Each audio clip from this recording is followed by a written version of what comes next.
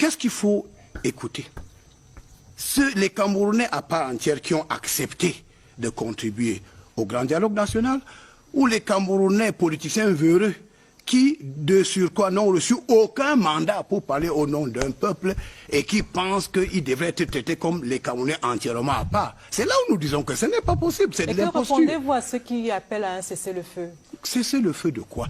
Est-ce que nous allons mettre un État légal qui a le monopole de la violence positive au même niveau que des terroristes qui ont pris des armes et qui de surcroît n'ont même pas, ne peuvent même pas gérer une boutique et vous demander de dialoguer avec. Non, soyons sérieux. Le cessez-le-feu s'applique dans un cas où un État n'arrive plus à s'auto-gérer, où un État n'a pas les moyens de sa propre défense, où ce sont les autres qui doivent venir aider un État à gérer sa propre défense. En ce moment, ayant constater, n'est-ce pas, cette défaillance, les autres vont revenir avec, on a les MINUSCA et tout, on a vu ailleurs, où on dit maintenant que comme vous êtes incapable et les autres contrôlent une partie de votre territoire, en ce moment on parlait en cessez-le-feu. Le Cameroun compte 360 arrondissements, 58 préfets, 10 régions.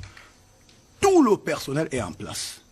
Même Boko Haram qui était mieux structuré, qui avait plus de moyens que les terroristes du nord-ouest et du sud-ouest, Boko Haram n'a pas pu occuper 1 mètre carré de notre territoire. N'oublions pas que dans le nord-ouest et le sud-ouest, nous avons affaire à nos enfants, à nos propres enfants, à qui le chef de l'État toujours donné la possibilité de déposer des armes et de réintégrer la République. Voilà pourquoi dans ces 2 régions, nous sommes dans la logique de la pédale douce. Nous allons graduellement. Alors, monsieur le ministre, il y a une autre opinion, celle de l'honorable Cabral Libby, qui lui, par contre, demande de recourir à l'article 9 de la Constitution au regard des exactions qui sont commises dans les régions du Nord-Ouest et du Sud-Ouest, notamment en ce qui concerne l'instauration de la proclamation de l'état d'urgence dans ces régions-là. Qu'est-ce que vous en dites? Voilà, bon, Cabral Libby, c'est un jeune politicien, c'est vrai, il est libre de ses idées, il demande que le chef de l'État peut décréter l'état d'urgence. Mais est-ce que la menace dans les 2 régions peut conduire le chef de l'État à décréter l'état d'urgence? La réponse, je dis non. Puisque nous avons combattu Boko Haram, qui avait des chars, des blindés, les armes de guerre, avait une milice structurée, sans recourir, n'est-ce pas, à l'état d'urgence. Et il faut savoir que l'appréciation de la menace par les populations n'est pas la même chose. Le chef de l'État est le chef des armées. Et regardez comment nous sommes structurés. Le chef de l'État reçoit les rapports chaque jour du ministre de la Défense, du secrétaire d'État chargé de la gendarmerie, DGSN, directeur général des recherches et des autres services spécialisés, y compris les autorités administratives. Et c'est sur la base de l'évaluation des rapports de sécurité que le chef de l'État donne des orientations lorsque nous sommes confrontés à des défis sécuritaires. Donc si jusqu'à présent, le chef d'État n'a même pas décrété un commandement, parce qu'il y a le commandement opérationnel. Le commandement opérationnel, c'est une autre étape. Et puis on ne parle pas du commandement opérationnel, on parle de... Non, le chef de l'État maîtrise parfaitement la situation. Tout en ce qui concerne le dialogue, tenez par exemple, tenez par exemple le député Cabral Libby qui dit, écoutons Bibi Simancho, le révérend Fonky Samuel Foba, moderator of the PCC, qui dit vouloir un dialogue plus inclusif. Certains parlent de faire ressortir le document du cardinal Tumi. Bon, vous savez, la particularité du Cameroun est que tout le monde est intelligent. Et tout le monde peut donner des leçons. Sans pour autant faire son travail, on pense que c'est l'autre qui fait mal son travail. Je voudrais vous dire, et je le dis chaque fois, que le président Paul Biya est le Camerounais le mieux renseigné.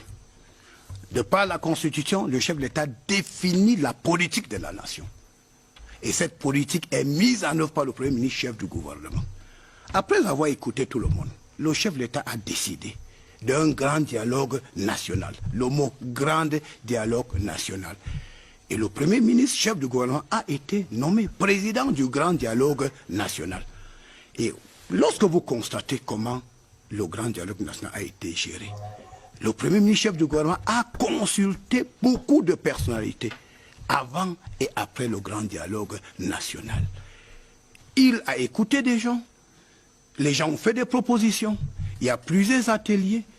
À la fin du grand dialogue national, les recommandations ont été mises sur la table. Cette recommandation mise sur la table, le chef de l'État a fait un tweet en disant que les recommandations, on tiendra compte de leur pertinence en fonction des moyens. Nous allons passer à la vitesse supérieure. Parce que certaines élites ou certaines forces vives de la nation estiment que ce grand dialogue n'a pas encore atteint tous ses objectifs. Je dis donc d'abord que le grand dialogue national a été un dialogue inclusif. Inclusif parce que le Premier ministre a permis à tout le monde, du moins les Camerounais de bonne foi, de faire des propositions concrètes. Le Premier ministre a même demandé que ceux qui ne pouvaient pas se déplacer, il y avait des sites, les sites internet et tout ça, les sites où chacun pouvait faire ses contributions. Vous avez parlé du cardinal Toumi. Le cardinal Toumi avait un projet. Mais quand le chef de l'État a convoqué le grand dialogue national, il était même chargé d'un atelier. Alors le cardinal est venu au grand dialogue national et il avait son document. J'ai acheté son document. Mais il a d'abord participé au grand dialogue national convoqué par le chef de l'État. Parce que c'est lui qui a le mandat de gérer les Camerounais. Je crois que c'est ça l'attitude responsable. Qu'est-ce qu'il faut écouter? Les Camerounais à part entière qui ont accepté de contribuer au grand dialogue national, ou les Camerounais politiciens véreux qui, de surcroît, n'ont reçu aucun mandat pour parler au nom d'un peuple et qui pensent qu'ils devraient être traités comme les Camerounais entièrement à part. C'est là où nous disons que ce n'est pas possible, c'est de l'imposture. Et que répondez-vous à ceux qui appellent à un cessez-le-feu? Cessez-le-feu de quoi? Est-ce que nous allons mettre un État légal qui a le monopole de la violence positive au même niveau que des terroristes qui ont pris des armes et qui de surcroît n'ont même pas, ne peuvent même pas gérer une boutique et vous demander de dialoguer avec. Non, soyons sérieux. Le cessez-le-feu s'applique dans un cas où un État n'arrive plus à s'auto-gérer, où un État n'a pas les moyens de sa propre défense, où ce sont les autres qui doivent venir aider un État à gérer sa propre défense. En ce moment, ayant constater, n'est-ce pas, cette défaillance, les autres vont revenir avec, on a les MINUSCA et tout, on a vu ailleurs, où on dit maintenant que comme vous êtes incapable et les autres contrôlent une partie de votre territoire, en ce moment on parlait en cessez-le-feu. Le Cameroun compte 360 arrondissements, 58 préfets, 10 régions. Tout le personnel est en place. Même Boko Haram qui était mieux structuré, qui avait plus de moyens que les terroristes du nord-ouest et du sud-ouest, Boko Haram n'a pas pu occuper 1 mètre carré de notre territoire. N'oublions pas que dans le nord-ouest et le sud-ouest, nous avons affaire à nos enfants, à nos propres enfants, à qui le chef de l'État toujours donné la possibilité de déposer des armes et de réintégrer la République. Voilà pourquoi dans ces deux régions, nous sommes dans la logique de la pédale douce. Nous allons graduellement. Alors, monsieur le ministre, il y a une autre opinion, celle de l'honorable Cabral Libby, qui lui, par contre, demande de recourir à l'article 9 de la Constitution au regard des exactions qui sont commises dans les régions du Nord-Ouest et du Sud-Ouest, notamment en ce qui concerne l'instauration de la proclamation de l'état d'urgence dans ces régions-là. Qu'est-ce que vous en dites? Voilà, bon, Cabral Libby, c'est un jeune politicien, c'est vrai, il est libre de ses idées, il demande que le chef de l'État peut décréter l'état d'urgence. Mais est-ce que la menace dans les deux régions peut conduire le chef de l'État à décréter l'état d'urgence? La réponse, je dis non. Puisque nous avons combattu Boko Haram, qui avait des chars, des blindés, les armes de guerre, avait une milice structurée, sans recourir, n'est-ce pas, à l'état d'urgence. Et il faut savoir que l'appréciation de la menace par les populations n'est pas la même chose. Le chef de l'État est le chef des armées. Et regardez comment nous sommes structurés. Le chef de l'État reçoit les rapports chaque jour du ministre de la Défense, du secrétaire d'État chargé de la gendarmerie, DGSN, directeur général des recherches et des autres services spécialisés, y compris les autorités administratives. Et c'est sur la base de l'évaluation des rapports de sécurité que le chef de l'État donne des orientations lorsque nous sommes confrontés à des défis sécuritaires. Donc si jusqu'à présent, le chef d'État n'a même pas décrété un commandement, parce qu'il y a le commandement opérationnel. Le commandement opérationnel, c'est une autre étape. Et puis on ne parle pas du commandement opérationnel, on parle... Non, le chef de l'État maîtrise parfaitement la situation. Alors, quel est l'impact du massacre? Voilà tout ce qu'Atanganji dit. Est-ce que c'est vrai? Est-ce que c'est vrai? Ah, vous avez entendu tout ce qu'Atanganji dit là-bas. Est-ce que c'est vrai? Ah. Donc, Atanganji dit que l'histoire de Boko Haram, c'est fini. L'histoire de ce qui se passe en Bazonie, c'est fini. Et ils disent encore que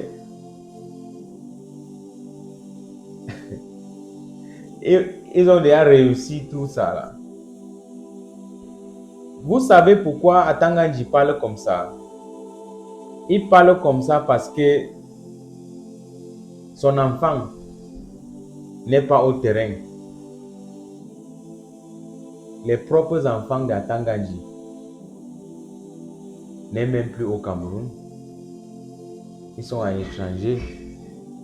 Si l'enfant d'Atanganji était au terrain et il est au front, donc c'est que sa parole va changer. Mais ça, c'est une seule leçon que je vous donne gratuitement.